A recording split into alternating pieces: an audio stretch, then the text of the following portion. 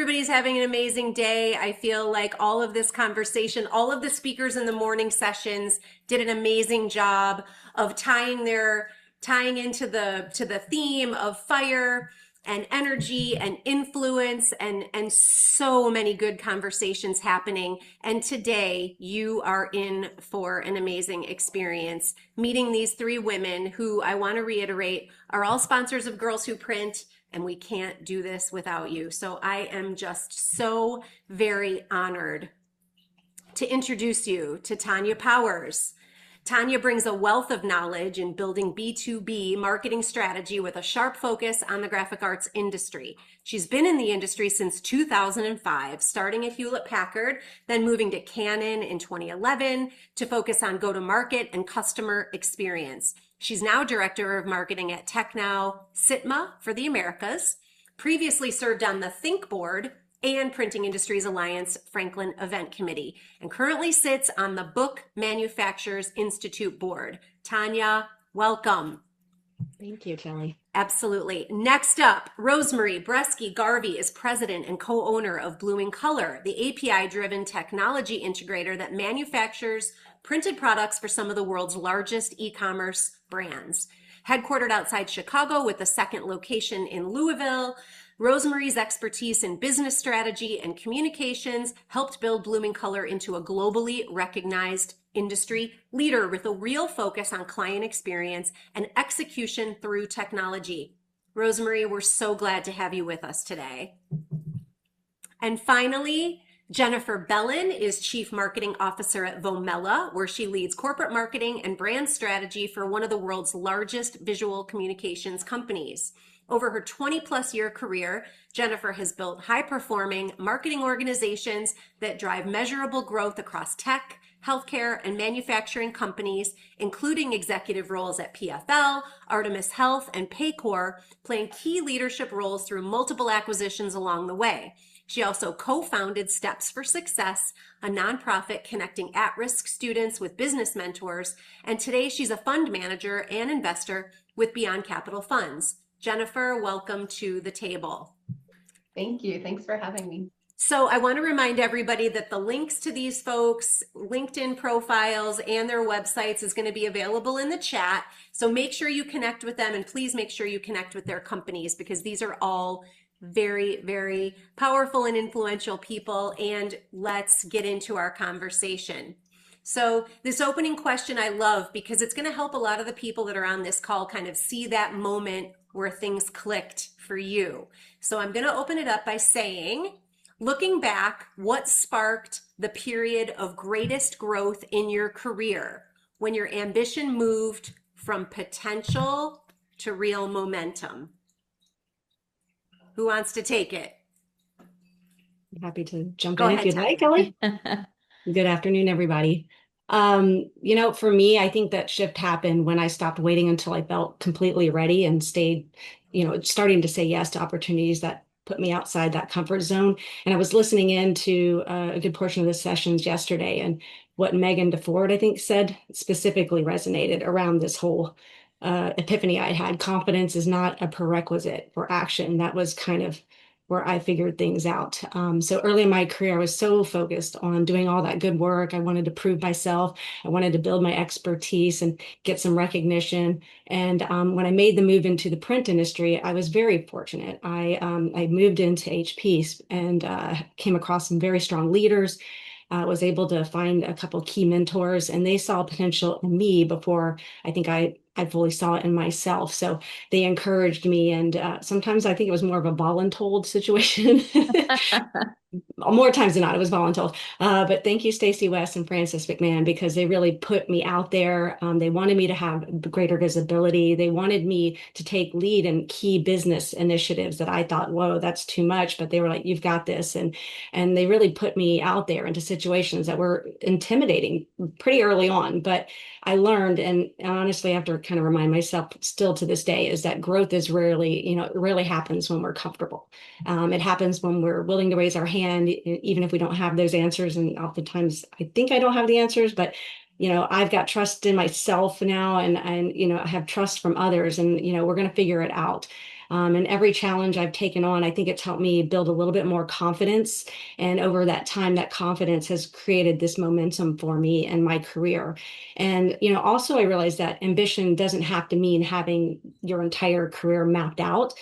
Sometimes it's just saying, you're curious and you say yes to some new opportunity that comes your way and you're not really sure what it is or what it's going to mean, but you take that next step, even if you can't see the path fully. And I think that has really been that mindset that I've had, be willing to take that chance, has probably had a bigger impact on my career than any title or promotion that I've had along the way. I love that. That's fantastic.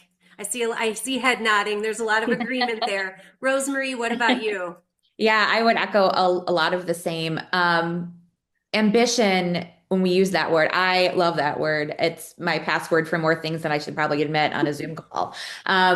What's really interesting about that is the want to figure things out has always really helped propel me in that direction as well. And there came a time where I was really disillusioned with where I was at Blooming Color and what that looked like and what my career progression was. And I just got tired of waiting, right? Because, we still, or I still, still struggle with you're doing what you should and you're taking your steps and you're being patient, like Tonya had mentioned. And there comes a time where you just stop. And that really happened for me. And it was at the time when I realized all of a sudden that figuring it out was such an asset, was such a strength. And when you stop asking for permission or you stop waiting for acceptance, that's when all of a sudden things really can start to change, right? And even now, as I've gone along in my career now as an owner of the company, I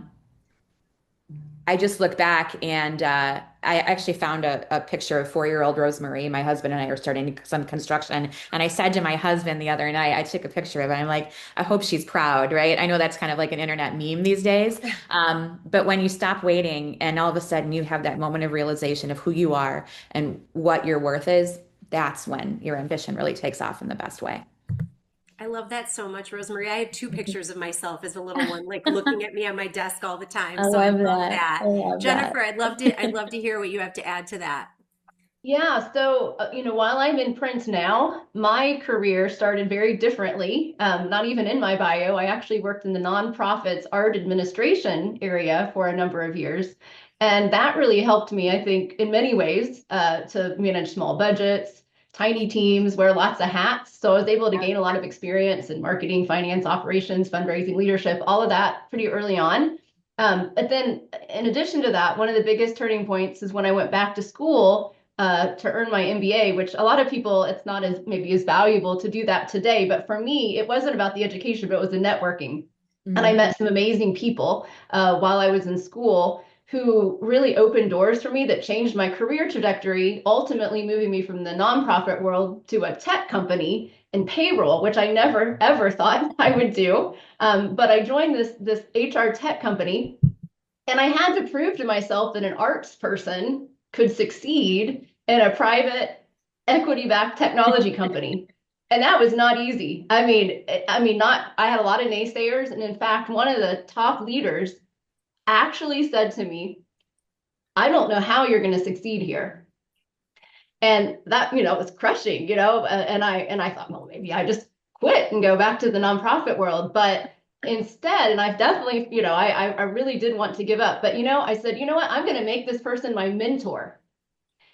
And it completely changed everything about our relationship, because this person, instead of being against me, they wanted me to thrive because they had some pride tied up in my success now, and that really taught me early on that relationship building is so important, and especially with your biggest critics, which, feels kind of counterintuitive at times.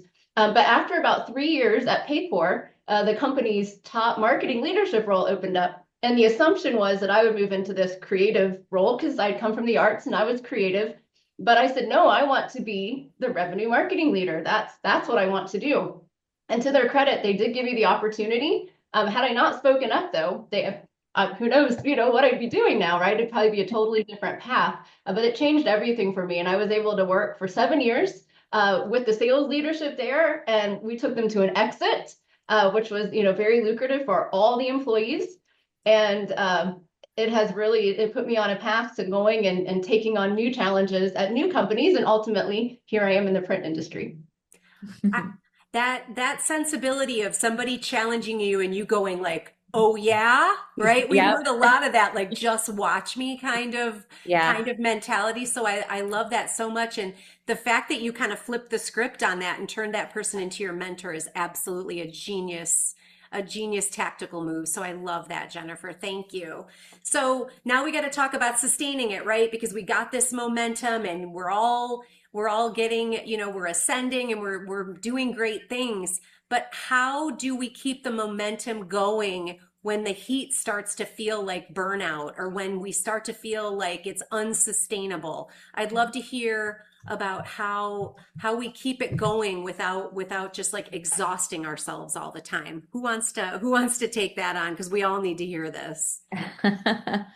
I'll start with that one. That's a thing I struggle with a lot, especially right now. Our company has been growing very quickly at a very large rate year over year for the last 5 years. And I'll be the first one to say that it is challenging. And I do struggle with burnout and the exhaustion and the weight that comes with being responsible for decisions that affect so many families' lives at this point. And when you really start to take a look at kind of like what comes next and how do you sustain that, we kind of have a couple of mantras here at Blooming Color, and one is onward and upward, right? That is the path, that is the course that we have set. We are doing it together, and remembering that we're all pulling in the same direction, even when things can be really challenging. It really means something at our core, and that's something that we feel very deeply at a cultural level, because sustaining the momentum affects everyone, right? That's not just a thing that resonates personally. But if anyone has a secret strategy, Jennifer or Tonya, about how to navigate that burnout a little bit more, I am all ears to learn from you. Well, I want to also say that Rosemarie is being very humble about her travel schedule because this woman takes the stage at D Scoop. I believe you were in like Croatia or something like, you know, somewhere in Slovenia kind a of couple weeks Central ago. Europe Yeah. this year. Yeah. And Yeah. Rosemarie, I think, was also instrumental in getting Tara and Mackenzie on that stage at D Scoop last year. I And so I adore think we can them. credit Biggest fan. Yes. all of us were lifting up, and that is how Next came about. Yeah. So So proud honestly, of them. you're so very humble. But yeah, so Tonya, Jennifer, who wants to take on the burnout proof answer here? We're all waiting. Yeah. Please tell us your secrets. I'll jump in a little. For me, I guess it was realizing that ambition alone is only going to get me so far Yeah. when the heat is up. So at some point, I fell on my resilience. I had a good group of people. I had built my community around me, I think, and also, giving yourself a little grace. Or sometimes I need to give myself a lot of grace sometimes. So I will admit openly, I've struggled a little bit with in my career with this imposter syndrome. I was really glad when I found the term for that. So like, oh, it's a real thing. It's not just me. Yeah. And what's interesting is that those feelings I am learning, it doesn't disappear. The more successful I get, the more pressure that gets, going. It just somehow that voice sometimes gets even louder because I guess the opportunities are bigger and, the stakes are feel a lot higher. So that voice is in there always, but I fall back on to those things, my resilience and my team and in grace, very important to me. And you think you get to a certain level, it's gonna that confidence and everything and that ambition will just kind of drive you through, but it's always there. So you just got to learn to live with it. And again, you fall back to the grace piece of it. And I've accepted that I need to trust my experience. I need to trust in the preparation I put in. For me, that's a big part of my experience is if I know I've done the work, my due diligence, that's definitely going to help build that and help drive me through certain things when I'm feeling the extra pressure and just reminding myself I've earned a seat at the table. I have done that work. So I like to focus on the facts and the results I've helped create and the relationships I've built. And then you kind of almost become the evidence for yourself that you belong to when you go back and reflect on those things. It's important to step away and reflect, I think. And I've learned that momentum isn't something we build alone. I mentioned, build your community. I've had been blessed with lots of mentors and peers. I've made a lot of friends, so a lot of good team members, and they're really the ones that help me push through those moments when I find doubt or I'm feeling the strain of things. And honestly, I've become much more intentional about having a balance in life earlier on in my career. I thought success meant you just had to keep pushing yourself harder. There was no such thing as, stop. I was almost, late 20s, early 30s, like available 24/7, which is just not sustainable at all.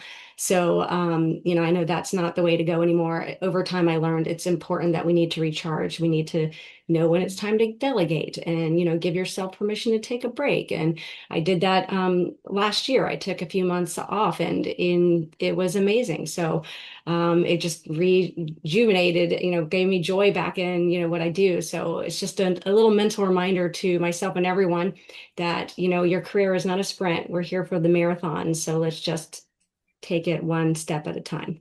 So true. Jennifer, what about you? Yes, so I don't have the secret recipe for avoiding burnout, so I won't go down that path. But I will say, for me, just thinking early on, generally speaking, how I kept the momentum, especially when someone, as I was moving into that for-profit world, didn't really believe in me. I read the John Cotter's book, A Sense of Urgency. And one of the things that really stuck with me, and it's an old school book, if you haven't read it, it's one of those Harvard, business books. But it talks about how organizations often know what needs to be done, but very few people are willing to stand up and actually lead and take charge. It's much easier to complain about the things, and especially when you're early in your career, you feel like, oh gosh, well, I can possibly solve that problem. But again, I was trying to prove myself early on, so I volunteered for projects that everyone else avoided because they were difficult or they were messy or they lacked an owner. And for those are the things for me, because I actually get really excited and I think renewed by taking on a challenging project. At first, obviously, there's some hesitation or kind of working through the messy parts of it can be kind of stressful, but ultimately solving those big problems that everyone else is avoiding can just be one for me kind of restorative, but also if you're early in your career and you're trying to prove yourself, you're going to really stand out. So like, for instance, I worked for a company that didn't know how to update their website. Their content management system had been broken, and they'd have a meeting every week. They'd be like, how do we fix this? I don't know. Let's talk to the vendor again. And one day I was like, this is ridiculous. Like, why don't we just create a new website and get a new content management system? And they were like, well, nobody wants to do that. Do you want to do it? And I was like, sure, I'll try it. And so that really, for me, was a big turning point in my career. And after that, for better or worse, I was often signed up for all the really challenging cross-functional projects. But that gave me, one, a real sense of confidence because of the things that I was able to learn and accomplish. But also, it made my name resonate throughout the company as a leader. And that really, that made a huge difference. So that was kind of how I kept the momentum going in my career. But avoiding burnout, yeah, I don't know. I think you just have to keep doing different, more interesting projects and hope that keeps you going. But I want to underscore that genius statement of being willing to solve problems nobody else is willing to solve. That's genius, Jennifer. I love that. And Tonya, I just want to say too that I find it fascinating that imposter syndrome lives within each one of us, but we never think about that when we look at each other, right? Mm-hmm. I'm Okay. shocked to hear that about you because I've always just thought you were such a rock star, and it's almost like it makes us all feel connected to know that we all kind of go through it, but we all recognize kind of the I camaraderie find that more we bring people to each admit to it, and other. I'm just like, really? You? Right, Yeah, right. exactly. Feels good. Thank you, Yes, everybody. most definitely. So this is going to be a tricky one because I bet everybody here watching this or who's going to watch the replay later is like quietly asking themselves that question of like, when is the right time? So, this is kind of push or pivot. How do we recognize the moment when it's time to push harder or when it's time to change direction? Ooh, it's a tricky one. Who wants to tackle that? I'll jump in if you want. Yeah. All right. So for me personally, and I've had some different crossroads in my career time, it's usually I'm asking myself three questions. Am I still learning? Am I still being challenged? And do I feel like I'm making a difference? That last one actually really is a very important one for me. So if I'm continuing to grow in my role at the organization, if I find I'm taking on new challenges, I'm able to find new problems to solve, or, there's some new skill set I might be able to invest in. That's usually a sign that, even if it is challenging and putting me out of my comfort zone, I'm going to lean in and push through it because there's some joy and excitement from all of that. And some of the best opportunities I had, I felt, it's very difficult, but so much growth came from it. And again, there was that joy factor that I could find from that. But I also learned that growth alone isn't enough. What I wanted to feel was that I'm making an impact too. I want to know that what my work is, that what I'm doing is matter to the company, and that I'm, providing value to the people around me and to my customers and our partners. And when you can see that you're having an impact on your team, your customers, the organization, it's just so much easier to stay engaged and motivated and want to wake up each and every day and take on those new challenges. And on the flip side, I have found myself at certain times in my career where I felt like I was getting too comfortable, complacent. I hate that feeling of complacency. You're just not learning anything. And, you wake up in the day and you're like, am I making a difference? And do I have any joy in this anymore? These are really important questions, certainly for me. And I think for many others, if you hit this point in your career and you're asking those things. So, those are certain things to think about. But I will say changing direction doesn't always mean changing, company, making that company jump. I have done that, but I've also reinvented myself within the same organization when I started feeling like, I've become too stagnant and this isn't what I want to do anymore. So it's all about just trying to find a new challenge and where can I contribute and where can I learn something new and bring new energy to a different organization or a different team. So, at that point, for me, it's really about I need to have a balance of both challenge and purpose. And if I have both those things, then I know I'm in the right place. So pretty That's happy where I am right awesome. now. That's awesome. And it might look like getting on a stage, or it might look like joining an organization, or it might look like starting to create content or Mhm. something like that. So Yep. there's a lot of different ways to do that. So I love I'm that learning all answer. kinds of new things in my new role right now. And it's I been like bet. so overwhelming, but also at the same time, wow, I'm building from the beginning. So I'm making this happen. So it's a big deal. I love that. Jennifer, what about you?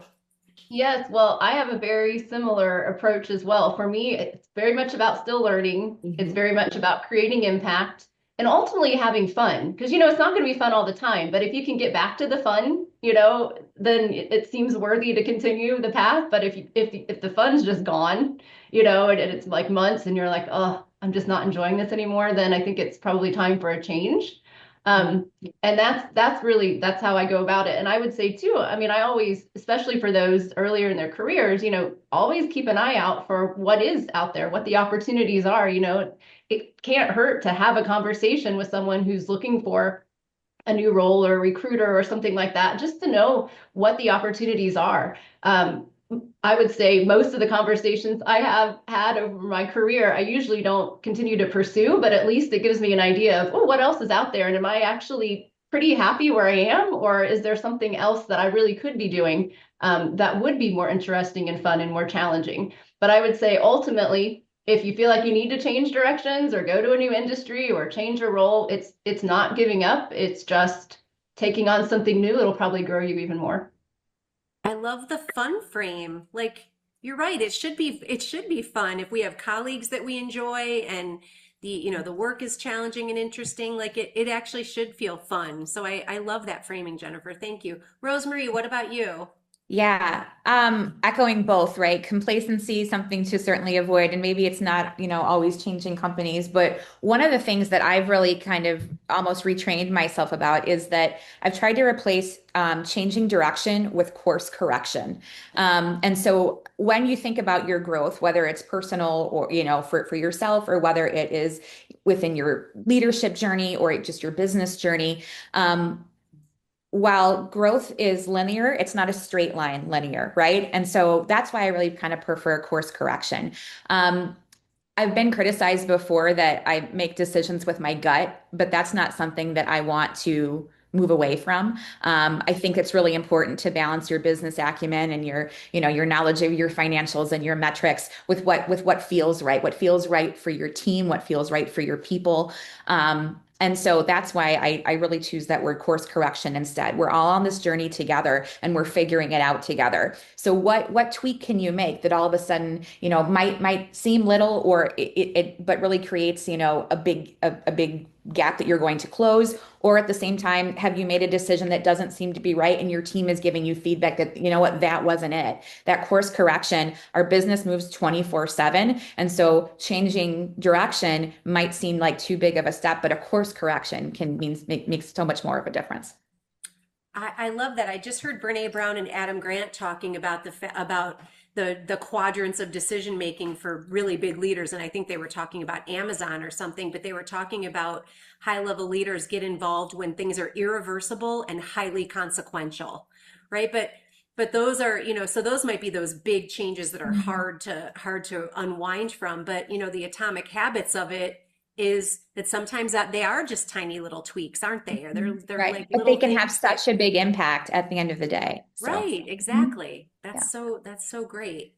So let's talk about when you realized that your impact had grown beyond your own work. So into the teams, into the customers, into the broader print and marketing communities. When did you first kind of realize that we talk so much about impact here? I'd love to hear when you kind of recognized that it was kind of beyond yourself a little bit. Jennifer, you want to start? Yeah, happy to. For me, it definitely, like you said, it was when I started building and leading teams. I'm actually an introvert. And so it was so scary at first, when I had all these people coming to me. There were times there was like a line out my door with people having questions and needs, and I was trying to always make these tough decisions for the greater good of the team and the company, which wasn't always easy by any means. And then also making sure I hired the right people to begin with, because that's critical, of course. And it was just a lot early in my career. I just remember sometimes I'd have a meeting with someone and like I was thinking so deeply about the other things that were happening in the company, like I couldn't even hear them. They were talking to me. I was just like so overwhelmed. But eventually, obviously, that calmed down and I got more accustomed to leading people, and it's very comfortable now, of course. But I think ultimately what I realized, because I hired some people also from the nonprofit space like myself, and gave them a shot. I found that what was most rewarding was the impact I could have on people's careers, helping them to grow, taking a bet on them. I mean, there were multiple times when I was like, I'm going to hire that person. And, someone would say, really? And, some of those people are the ones that are now executives at big companies. Several of the people on my team that I work with at Paycor have amazing roles throughout the US and some really well-known companies. And it just makes me feel so great. I think that's probably the most rewarding thing of my career, honestly. Anytime I see one of them get promoted or something, I just like beam with pride because, I found some of those folks and helped nurture and grow them. And yeah, that to me is just incredible. That's so fantastic. I love that. Rosemarie, what about you? I think mine kind of echoes some of the same. When we started at the top of the call, right, we talked about, finding problems to solve and kind of taking the bull by the horns. And so when I'm coaching or when I'm working with my teams, I stopped answering questions for a bit and then really started going, well, what do you think?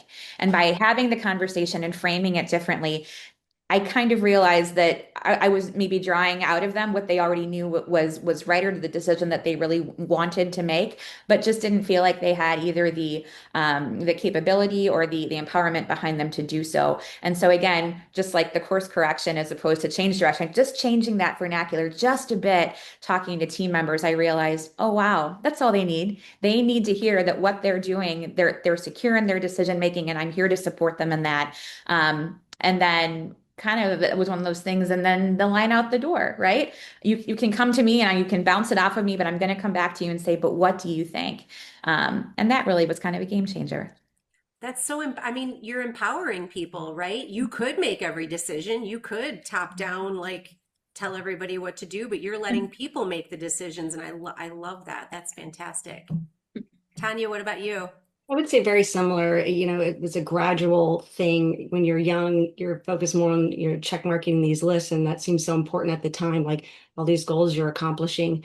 But over time, I really started to notice more about the impact I was having beyond that work. So certainly by the time I became a manager and I had a growing team and younger people coming on the team that really needed that close mentorship, and we were bringing in interns and then sometimes hiring those interns and watching them grow, you really saw that impact. And, I think that because of coaching or encouragement I provided, seeing that impact on them was very impactful for me. I found myself having conversations more and more with colleagues or peers that were even looking for advice and perspective from me. Customers started reaching out, not wanting to talk about business necessarily, but they trusted my experience and wanted some guidance from me outside of, technology solution type discussions. And so those were moments when it really hit me that, leadership isn't about what you've accomplished yourself. It's about the people you've helped along the way, the doors you've opened, and the confidence maybe you've helped build in the others around you. And I really have to give kudos to, organizations, specifically Girls Who Print, who reinforce this. You guys have helped me contribute to this organization, and there are others out there similar. Being able to mentor, to share our experiences and connect with women in our industry, that has really shown me, how influence can extend so much further than we realize. And at the end of the day, I think our careers aren't really defined by what we build ourselves. I mean, it's important, obviously, but it's really also defined by the opportunities that we can help create for those other people. I love that. 100%. Mm-hmm. Sometimes I worry because I find myself saying to people like, I'm so proud of you. And sometimes I wonder, is that the wrong way to frame it? Like, to be proud of someone else, but it is like, that's my authenticity, I guess, coming through, right? Yeah. Is everybody I've ever mentored, or, even someone that was did one of the presentations yesterday, I met when she was much earlier in her career, and I texted her after, and I'm like, Yeah. I'm so proud of you. Like, I can't help myself, but it's kind of nice little segue into this next question, is all about those ripples, right? So everybody that's on this call or listening to this later, like, what can you tell them about how they can generate their own, their own ripples? Like, other, people want to be able to have that influence and have that impact on other people's careers. So what advice could you give people how to kind of step into that? Mm-hmm. Who wants to take it? I can jump in. Yes, please. I'll take it. So the 3 C's for me. So communication, collaboration, and confidence, which we've talked a lot about today throughout the conference. And I know that is not always easy, the confidence piece. But first of all, communication. This is one of the things that I feel really something people aren't that good at, honestly, most people. And if you are, or you try to become good at it, you will stand out. And if you can learn how to communicate with people at various levels, not be intimidated by someone who is the CEO or an executive leader. And also making sure that you don't assume one conversation is enough. It's that whole marketing 7 touches rule, right? You need to tell people multiple times in multiple ways about updates on the projects, what's going on with the company, whatever it is. But when you do that, you start to gain trust, and you really build a reputation for being someone who is a strong leader. And then secondly, going to that collaboration piece, like I said earlier, volunteer for that cross-functional work, even if it's messy, and especially if it's messy, because it will help leadership see you as someone who is not willing to roll up their sleeves, or who is willing to roll up their sleeves and doesn't, run away from a challenging problem. And you often learn things cross-functionally that you never would have expected. I mean, early in my career, I was working with IT. I never thought I'd work with the IT team. I didn't even know what they were saying half the time, but I figured out how to learn their speak and how to work with them. And 2, within that collaboration, I think it's also important. I think someone mentioned this earlier, the fact that there is like a delicate balance between leadership and dictatorship. It's like you want to be pleasant to work with. You got to get things done, but you can't be overly overbearing, because then people won't want to work with you. So it is this delicate balance of, no, I need this done today, versus something that might intimidate someone. And then lastly, the confidence. Raise your hand, share your ideas, ask for the assignment, because if you don't ask, there's a good chance you're not going to be considered for it. Apply before you think you're ready. You're never really fully ready for anything. So just put your hat in the ring, figure it out along the way. And I would say also, I guess just overall, like, just don't be intimidated, because I mean, what is the worst that happens? They tell you no, you can't have that role, or no, you're not ready yet. But if you're not bold, then you really never get to find out what you could do. So I guess those would be my 3 C's for you. Fantastic. That's really great. Tonya, what about you? Making sure you're present. I think that's really important in our world. I know we're all super busy. We've got, work, family, travel, emails, meetings, all just digitally, just things coming at us all the time. So it's hard to slow down and just become present in the moment. But when I look back on, my career, many of my best opportunities didn't come from like planned strategy necessarily. They came from me being in the moment, having conversations, really taking in what a mentor was sharing, any specific, really important advice, a customer offering a new perspective, taking that in and really absorbing it, and making a connection maybe at an industry event, or, over one of the meals. I can't stress how important like being out in the industry and being actively involved and present when you're there, what an impact that can have on your career. All of those moments have certainly had an impact on mine. And just a reminder, it means, being present, you need to be listening, being curious. I heard someone else said before, asking questions. You're genuinely engaged with the people around you. And it means being open to learning from others and being willing to build real relationships. I really encourage women also to be visible. So when you're out in the industry or in your meetings, making sure you're sharing your ideas, joining in that conversation. For me, I totally get it. It can be very uncomfortable. I'm an introvert. Sometimes I just kind of want to be in my space, but I also know I have things to contribute. I have different perspectives, and everyone does. So it's important that everyone, has a voice and shares those ideas, because, someone can miss out on some really great idea. And I think it's important to volunteer for that opportunity. That be intimidating. You don't have to be 100% ready, as we heard throughout the majority of those 2-day sessions. It's like, it's okay to not be fully 100% ready. You're probably never going to be. It's just jump in and do it. And I think finally, also, I would say it's important to be generous, support other women, help make introductions where you can, share what you've learned. Doing things like this is very important part of that. Celebrate someone's successes, showing your pride in people. I think that's a great thing to do. Every time you help someone else move forward, you're creating this ripple that extends beyond your career. And every time I say, when I hear the word ripple, I immediately go to Francis McMahon and his love of Grateful Dead. And I know there's a song about ripple, and I'm sure there's some amazing quote he would draw from that song to share with everybody, but I'm not him. So, but anyways, I'm digressing. I just can't help myself when I hear that word. The reality is, I think, the most waves really start very small, and it could be just this little conversation you had in passing in a hallway at a conference.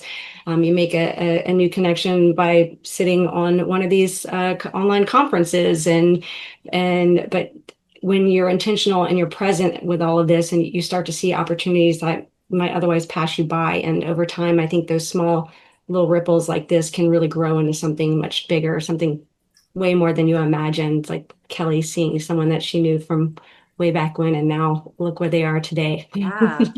These are the kind of moments you look forward to. Oh, sorry. Okay.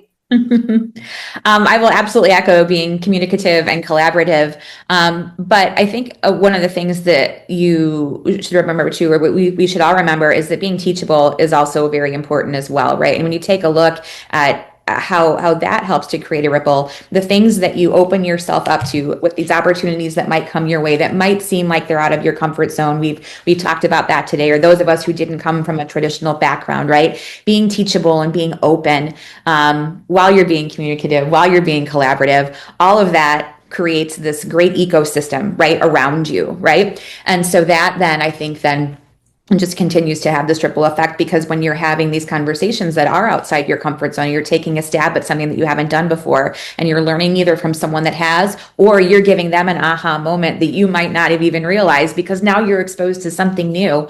All of that happens together. So again, kind of a short answer to sum up these great two ladies who I'm very impressed by today. Yeah, absolutely.